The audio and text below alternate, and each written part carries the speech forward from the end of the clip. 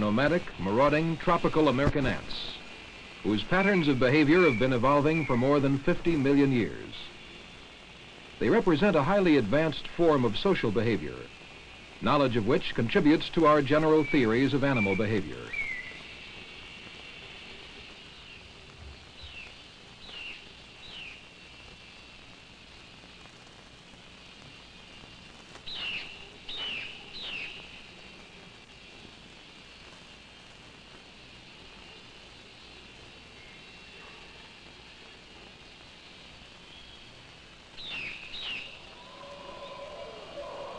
How can we understand the organization of colony life in these ants?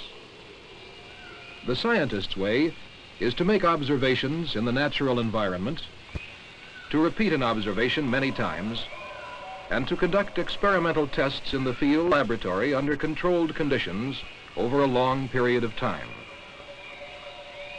Following an army ant column in the dim light and tangled growth of the forest is not an easy course, but it is the only way to find the home site, or bivouac, of the colony. A colony consists of a queen and many thousands of workers. This golden yellow ant is the surface-adapted species Eciton hamatum. By clustering together, the workers form the walls and inner structure of the nest with their own bodies. No other materials are used except the natural supports to which they cling. Nearly all the ants hang head downward in the structure. Opposed double hooks at the end of each leg enable the ants to hold on to different surfaces and to interlock their bodies. The bivouac, or temporary nest, is the place where the study of these insect colonies begins. From each bivouac, the colony carries out its great raid of the day and emigrates at night. How can activities so complexly organized and highly adaptive as these be accomplished by creatures as simple as army ants are in their individual behavior? We will start our observations with the beginning of activities in early morning. When the first light reaches the bivouac wall, it stimulates and excites the ants. Once aroused, the workers begin to leave the cluster for the ground. This army ant colony is the species known as Eciton burchelli. It, too, is adapted to live above ground. This bivouac is about 1 meter in width. In this observation, blowing on the bivouac wall excites and agitates the ants. Wind or rain would have a similar effect, causing the bivouac to shift a little.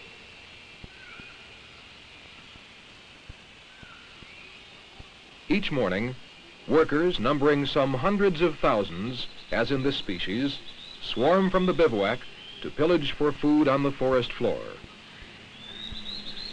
As their numbers increase on the ground, the ants are pushed ahead by the pressure of those behind.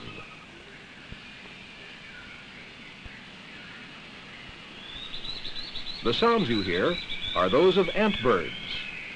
They eat insects stirred up by the foraging ants. Their calls are a useful clue for locating an ant swarm.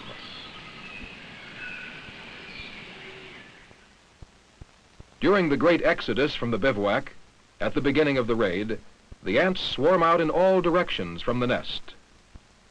Gradually, this movement turns toward a dominant sector. Ants coming in from other areas move in columns and connect with the developing swarm or the bivouac.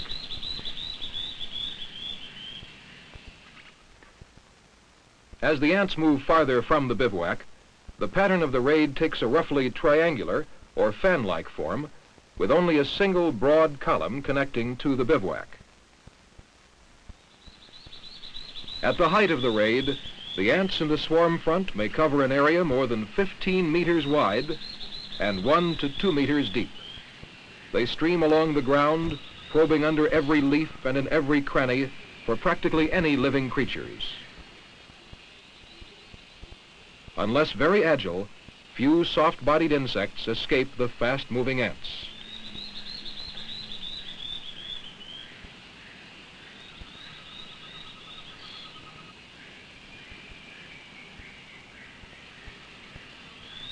Few obstacles in the terrain stand in the way of their attack.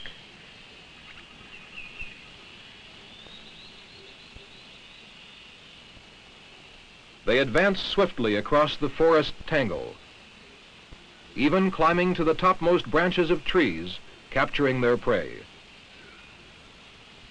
Whenever an insect, such as this katydid, is overrun, it is torn to pieces so that it can be easily carried. By pulling together from all sides, the ants dismember their booty. They attack anything that moves. Under the weight of ants, most efforts to escape are futile.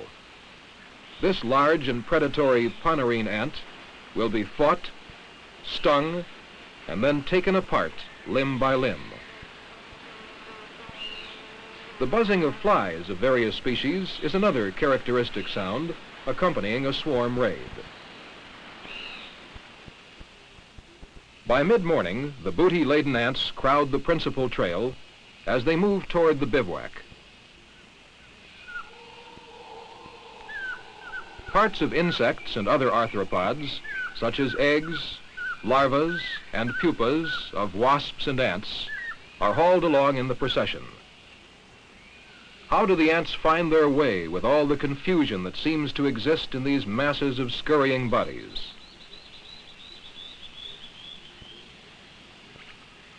There are no leaders, yet at the height of the raid, the ants may be out 90 meters or more from the bivouac. Here's a simple test that may give us a clue.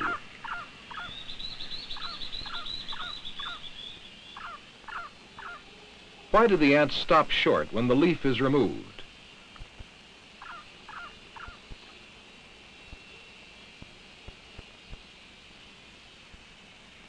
Why do they continue when it is returned? Doesn't the action indicate that perhaps this is an odor trail and that chemical products on the ground mark the way? We will try a similar test with the other ant species.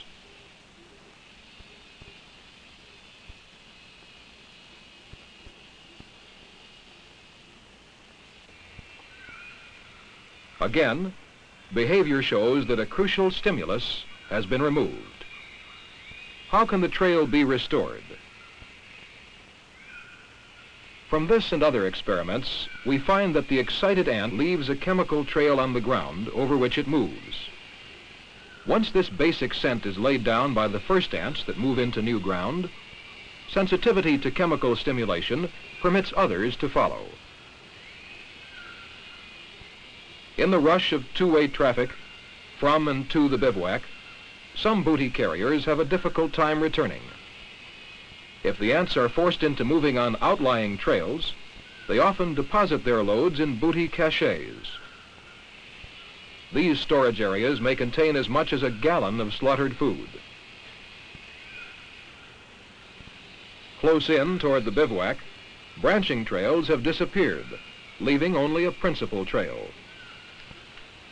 Over this now heavily traveled and chemically saturated path, laden workers bring food to the brood, queen, and other inhabitants of the colony. At times, returning traffic may be dominated by unladen ants. They have simply been moving back and forth, following the scent of others on the trail.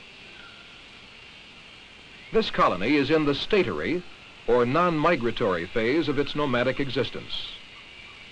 During this phase, which lasts about 3 weeks, it remains clustered in the same sheltered site while maturing a pupal brood and undergoing early reproductive stages of a new brood. What is the nature of the population living in this bivouac? To find out, we will take a sample for later study in the laboratory.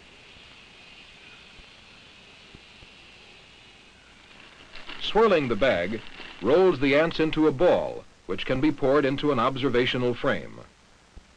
One important section of the population is the brood. It is present in any functional colony. Here is a small part of a brood in the pupal stage, attended by workers. In each colony, there is one fertile queen, who is the source of the immense brood.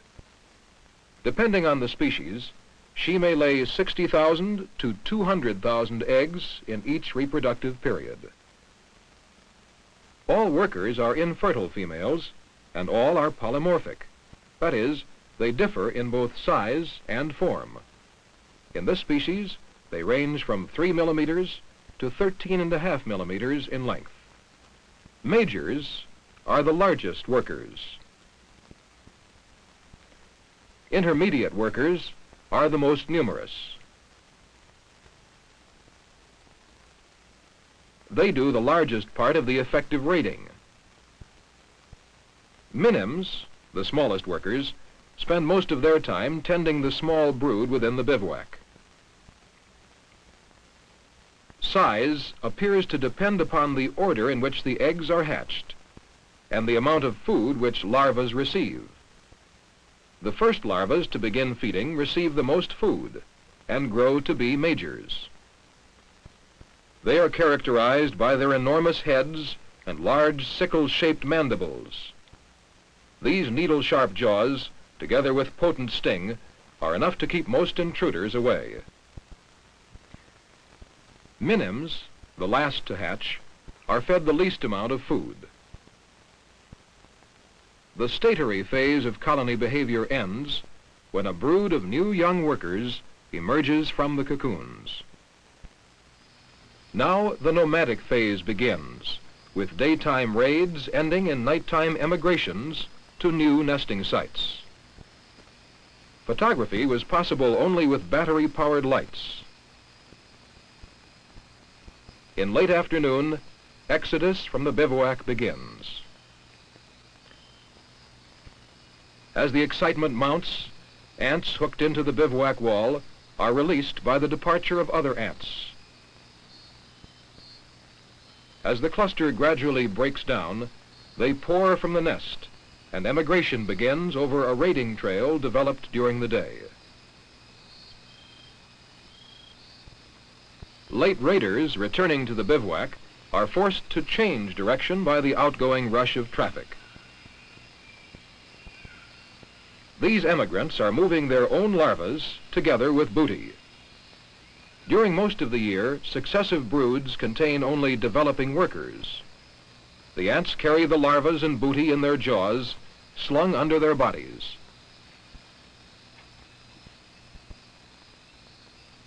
Size of the workers roughly determines the size of the loads they carry, except that majors never seem to carry anything.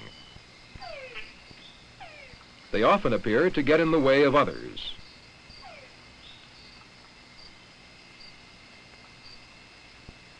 At the beginning of the dry season, a bisexual brood of a great many males and a few young queens develops.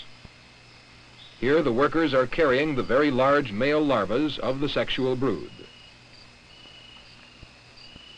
In rough sections of the trail, the column crosses on bridges made up of the bodies of clustered workers. The large ants running in the column are winged males.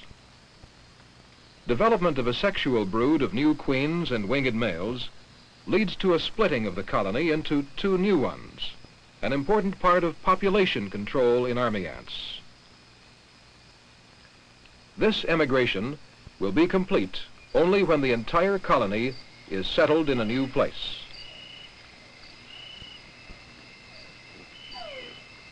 These ants are entering and adding to the structure of the new bivouac. Nomadic bivouacs are not sheltered, but are usually out in the open. In the nomadic phase, emigrations such as this go on every night for more than 2 weeks.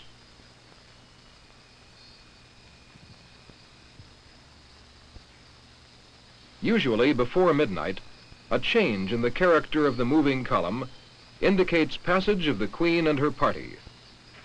She moves slowly, under her own power, through the masses of workers that surge over and around her.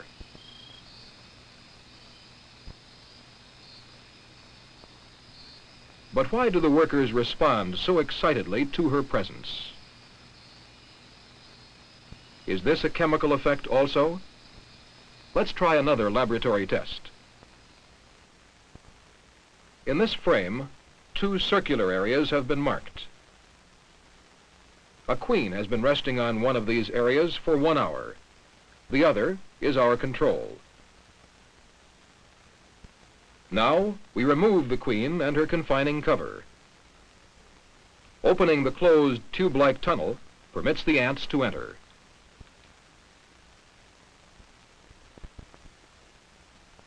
Within a short period of time, it is clear that the workers are strongly attracted to their queen's odor. In this test, note how the workers follow the queen in a circular column, and how the queen responds to the chemical trail much as does a worker.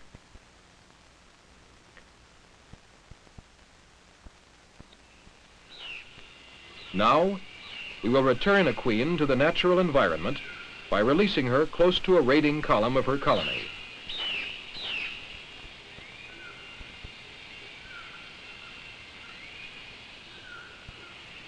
Slowly, a few workers are attracted to her odor. The many that follow and cluster over her indicate that the queen's odor is a central factor in colony unity. If the queen had not been returned, brood development, and consequently the nomadic function of the colony, would end. Without a queen, the colony can survive only by fusion with another colony of the same species.